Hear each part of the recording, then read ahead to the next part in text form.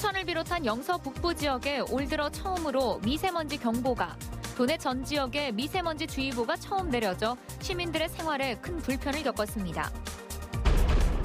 양양공항을 거점으로 한 플라이강원이 3수 끝에 항공 운송 사업 면허를 취득했습니다.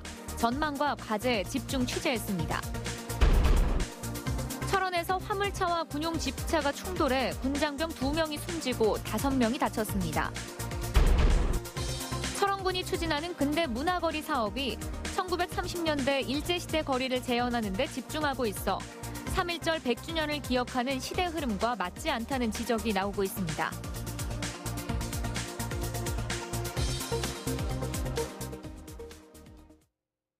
시청자 여러분 안녕하십니까? 오늘 미세먼지 때문에 생활하시는 데 많이 불편하셨죠? 춘천을 비롯한 영서 북부 지역에 올 들어 처음으로 미세먼지 경보가 내려졌습니다.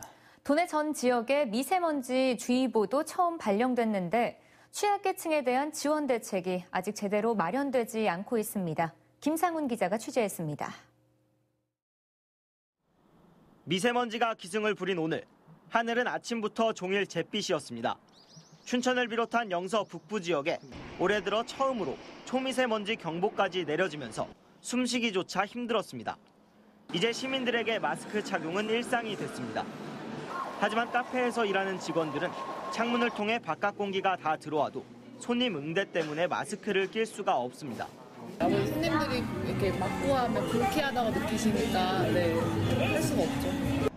아파트 건설 현장 노동자들은 마스크를 쓰고 고된 일을 하느라 며칠째 답답함이 이어지고 있습니다. 춘천 중앙시장 등 도내 재래시장은 미세먼지 때문에 손님들의 발길이 뚝 끊겨 상인들의 한숨이 더 깊어지고 있습니다. 노점상들도 장사가 안 되는 데다 마스크가 불편해 착용도 안 하고 있습니다. 여기까지 팔아갖고. 근데 우리네는 이런 거 안 해버려서 이런 거 있어도 하지도 않아요. 하루 2,000원. 마스크 하나 사서 끼기 어려운 사람들은 미세먼지에 더욱 신음하고 있습니다. 그럼 다 안 하지. 여기 사람들 다 하네. 다들 그러는 거야. 지금 장사가 상권이 좋아가지고 형편이 안 좋잖아. 강원도는 1억 7천만 원을 들여 기초생활수급자 등 취약계층에게 마스크를 지원할 계획이었지만 도의회에서 예산이 모두 삭감됐습니다. 도에서 이제 마스크 사업을 추진하고 했으나 올해도 이제 마스크 사업이 이제 도의회에서 이제 예산이 삭감되는 바람에 이제 기부금 형식으로 받아 사업을 추진할 예정이지만 크게 부족한 2,700만 원에 불과합니다. 최악의 미세먼지는 이번 주 중까지 이어질 것으로 보여 도내 취약계층에 대한 지원 대책 마련이 시급해 보입니다. MBC 뉴스 김상훈입니다. 양양국제공항을 기반으로 하는 플라이강원이 3수 도전 끝에 면허를 따내는 데 성공했습니다. 침체된 양양공항 활성화와 강원도에 새로운 활력을 불어넣을 것으로 기대됩니다. 김영호 기자가 보도합니다. 국토교통부가 저비용 항공사 신규 면허 발급자로 플라이강원 등 3곳을 선정했습니다. 플라이강원은 지난 2016년과 17년 2차례 심사에서 탈락한 끝에 3번째 도전 만에 면허 발급에 성공했습니다. 플라이강원의 자본금 규모와 외국인 관광객을 유치하는 사업 운영 계획서 등이 심사 과정에서 좋은 점수를 받았습니다. 자본금 증자, 또 투자처 확보 등을 통해서 재무 능력을 상당히 보완을 했고 노선 계획도 재조정하는 등 면허 기준을 충족하여 이번에 면허를 발급키로 했습니다. 플라이강원의 거점인 양양 지역은 면허 발급을 축하하는 현수막을 내걸며 환영했습니다. 항공사 본사 이전과 신규 직원 채용 등으로 양양 지역은 당장 올해부터 큰 변화가 예상됩니다.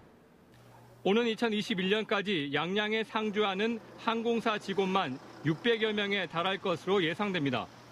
도내 항공 관련 대학교 졸업생의 일자리도 확대됩니다. 플라이강원이 외국인 관광객을 주 고객으로 삼고 있는 만큼 도내 유명 관광지까지 외국인 관광객 특수가 기대됩니다. 국토교통부의 현명한 판단에 감사드립니다. 지역 일자리 창출과 지역 경제 효과에 큰 도움이 되리라 믿습니다.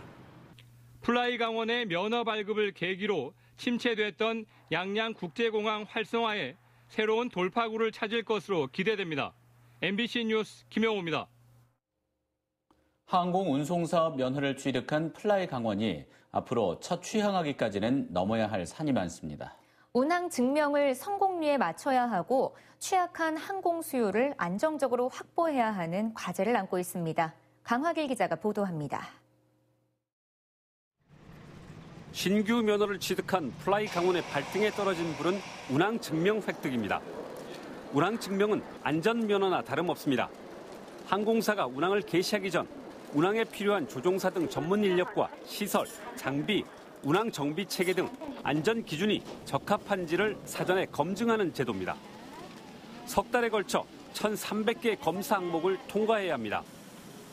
강원도와 플라이 강원으로서는 2번의 실패가 오히려 약이 됐습니다. 사업면허 취득을 위한 준비 과정에서 운항증명 수검에 선제적으로 대비해왔습니다. 운항증명과 관련된 강원도의 역할을 저희가 거의 회사와 동일체라는 차원에서 지원할 계획입니다. 플라이 강원은 다른 7개 저비용 항공사에 비해 배후 도시 규모가 작아 잠재적 항공 수요가 가장 취약합니다. 이에 따라 안정적인 노선 확보가 사업의 향배를 가를 것으로 전망됩니다. 이 때문에 플라이 강원은 항공기 좌석의 80%를 외국인에게 제공하는 등 외국인 유치에 사원을 걸고 있습니다. 2020년까지 31개 도시에 비행기를 띄울 계획입니다. 해외 인구 밀도가 높은 2선, 3선 공항에 한국에 오고 싶어하는 니즈가 있는 공항을 주로 공략할 겁니다. 이를 위해 강원도는 5월부터 해외 취항 예정 도시를 돌며 대대적인 판촉 활동을 벌입니다. 이와 더불어 열악한 양양공항 시설 개선과 빈약한 양양공항 접근 교통 환경 개선도 서둘러야 합니다. 갈수록 경쟁이 치열한 저비용 항공 시장에서 플라이 강원이 어떻게 경쟁력을 확보하고 강원도의 취약한 하늘길을 열 수 있을지 주목됩니다. MBC 뉴스 강화길입니다.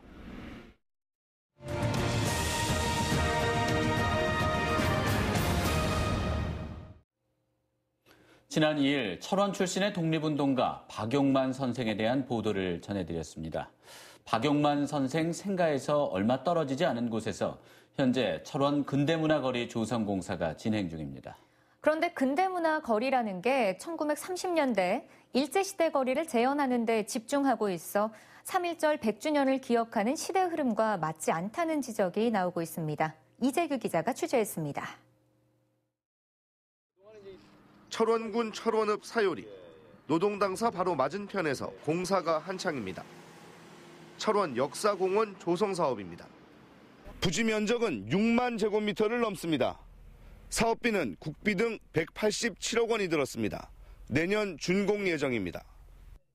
철원군은 이곳에 1930년대 근대문화 거리와 역사전시 체험관, 추모의 정원 등을 조성할 계획입니다. 이 중 근대문화 거리가 논란이 되고 있습니다. 1930년대 일제시대 철원 역사와 극장, 소학교, 의상실 등을 만들어 관광 상품화하겠다는 것이 철원군 의도입니다. 하지만 3.1절 100주년인 올해 독립운동과 관련된 사업도 아닌 일제시대 거리를 재현하는 것이 무슨 의미가 있느냐는 비판이 나오고 있습니다. 우리 또 독립운동 그런 문제라든가 우리가 강원도에서 최초로 3.1 운동을 했던 그런 고장이기 때문에 우리 민족사가 담긴 그런 걸로 조성이 됐으면 좋겠다 이렇게 생각을 하고 있어요.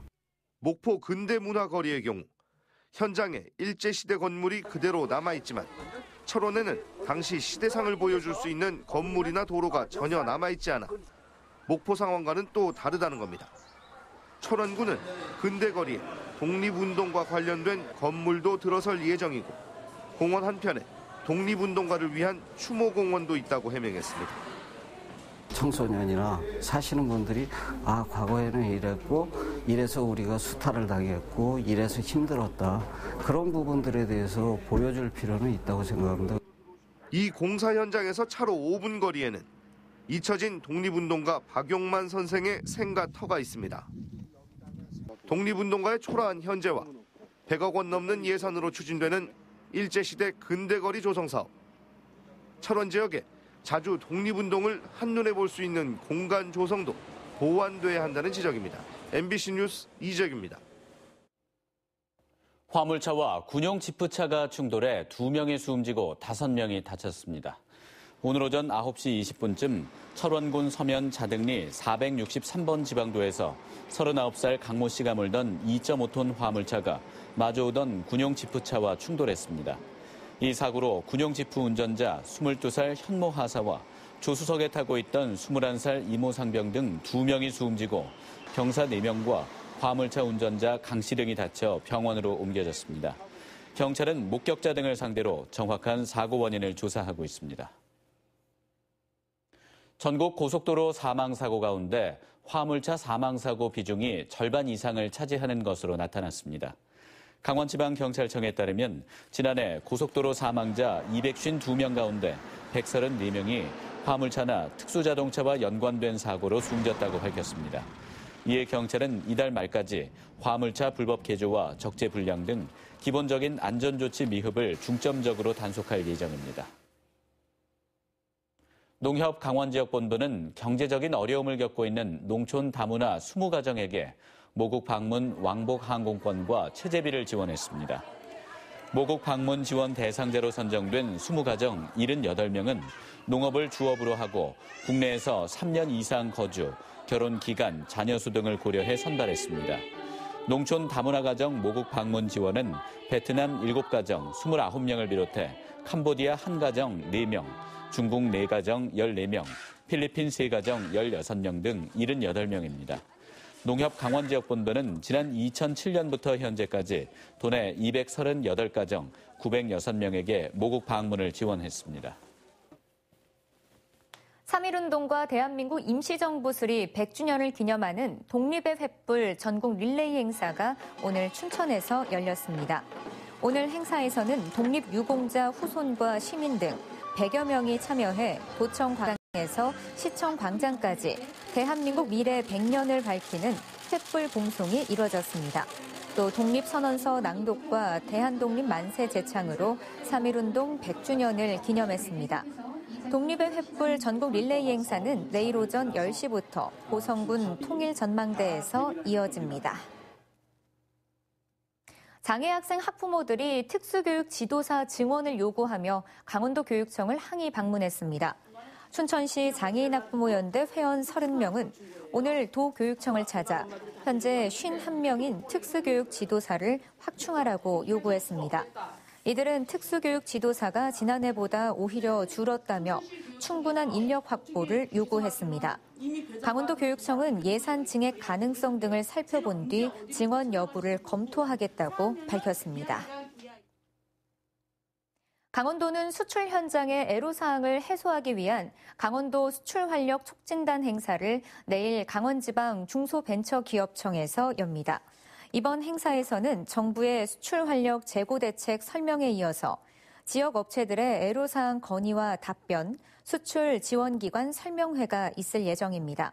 강원도는 지역 기업의 수출 확대 지원 방안을 다지고 수출기업과 중앙부처, 수출지원 유관기관 간 협업을 강화할 방침입니다.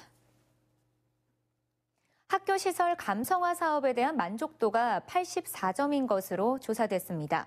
강원도 교육청에 따르면 지난 5년간 학교시설 감성화 사업이 진행된 113개 학교의 구성원을 대상으로 만족도를 조사한 결과 100점 만점에 84.3점이었습니다.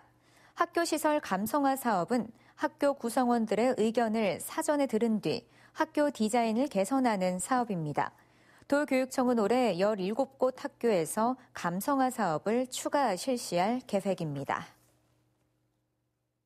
산나물 특구 인제군이 올 상반기 중에 12억 원을 투입하는 등 임업인 소득 증대에 나섰습니다.